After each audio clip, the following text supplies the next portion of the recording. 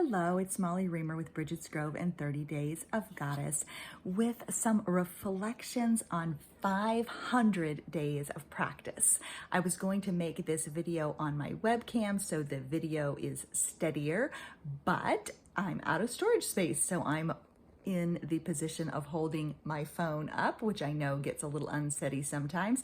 This is spontaneously done, so my tripod is left elsewhere, and so here I am the way I am right now, which kind of, in some ways, is a metaphor for what 30 Days of Goddess is like.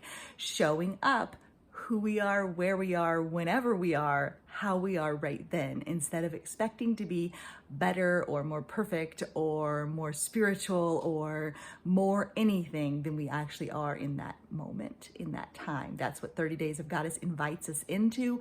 Every day is stepping into where we are and seeing the sacred and the ordinary in one, discovering they are the same thing. So I wanted to start with a brief prayer from Whole and Holy, acknowledging that this 30 Days of Goddess offering was originally begun as a celebration of the publication of Whole and Holy, which is a goddess devotional. It's the second in a series. I'm working on a third one right now called 365 Days of Goddess, which will combine prayers and practices from the last 365 days of practice.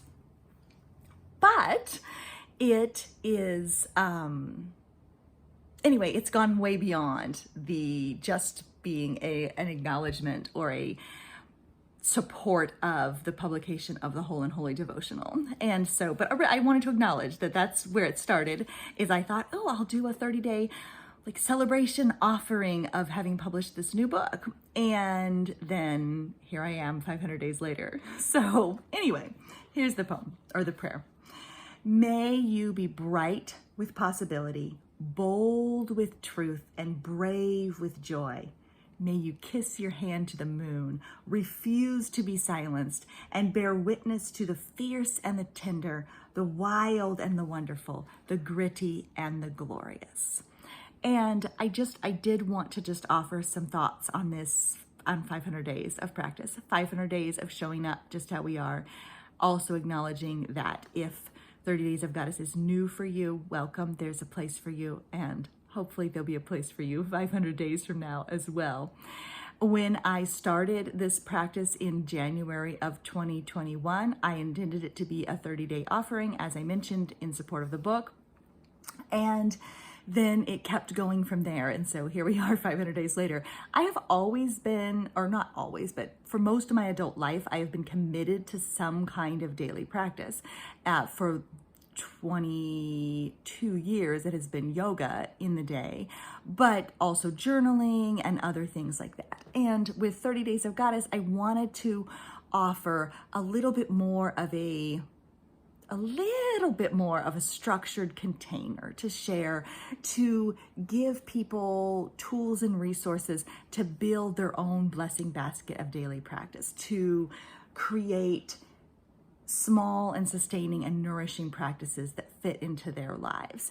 And so I pulled together kind of all of the things that I've worked on personally and with Bridget's Grove and in priestessing, and I feel like 30 Days of Goddess is this encapsulation kind of all the work I've done over the last 20 years on behalf of the goddess in terms of goddess-centered practice and that kind of thing. So anyway, daily practice isn't new for me, but putting it together into something that I could deliver to other people in this way, it was new as of January of 2021. Anyway, I had no idea that it would then continue and that I would be here 500 days later working on my prayer books and creating new resources to share with you, but here I am. And so I think what I wanted, like my primary musing, beyond the personal musing of like, whoa, here we are 500 days later, is that the power of 30 Days of Goddess to me is continuing to stick with the 30-day commitment versus saying, guess what? It's 500 days of Goddess now. It's a lifetime of Goddess. It's Goddess eternity forever.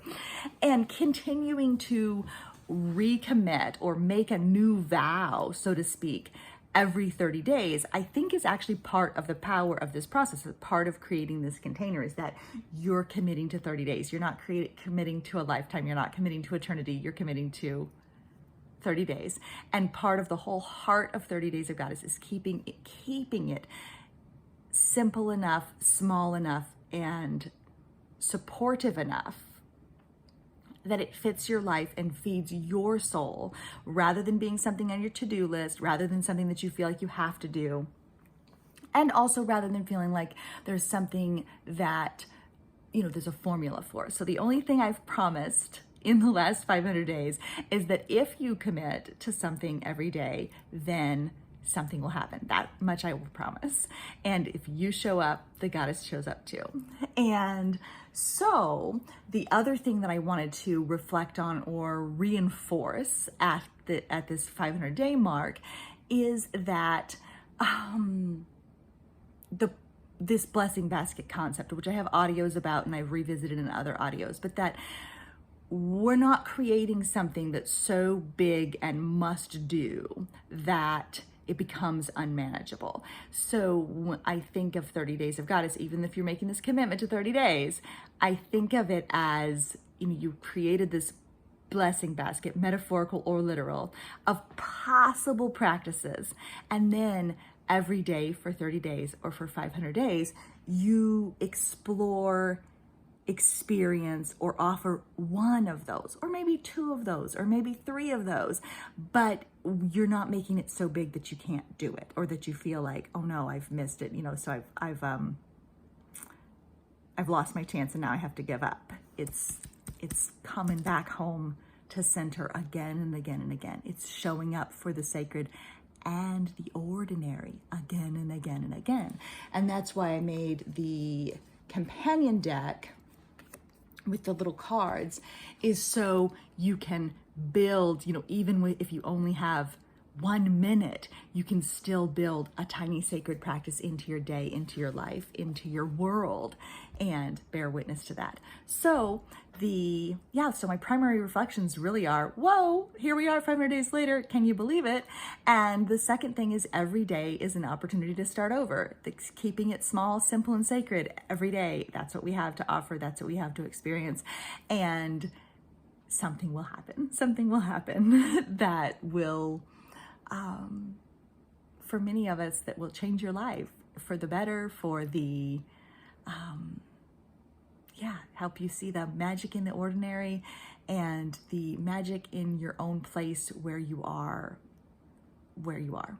And so anyway, 500 days of showing up, 500 days of putting the pen to the page, 500 days of sitting with the goddess, 500 days of bearing witness to magic, 500 days of sharing space with the sacred, 500 days of, did I already say that? Showing up with the goddess, for the goddess, in the hand of the goddess. Here we are.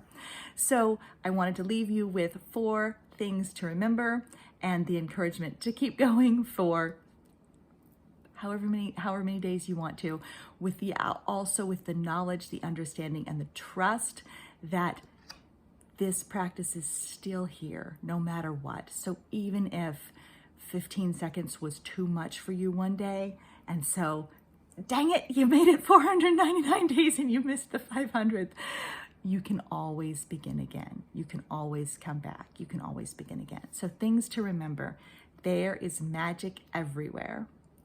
You are your own sacred space and you go with you everywhere. So your breath, your body is your own altar space. You are an elemental altar right where you stand. You are not missing anything if you forgot the book or the card or the figurine or the crystal. You are your own sacred space. You can trust yourself. These practices are about nourishing and supporting you where you are, and you know what is small enough or big enough to suit you. And number 4, you walk on holy ground everywhere. Our lives are holy now. Thank you so much for being here, and may you continue to walk in the awareness of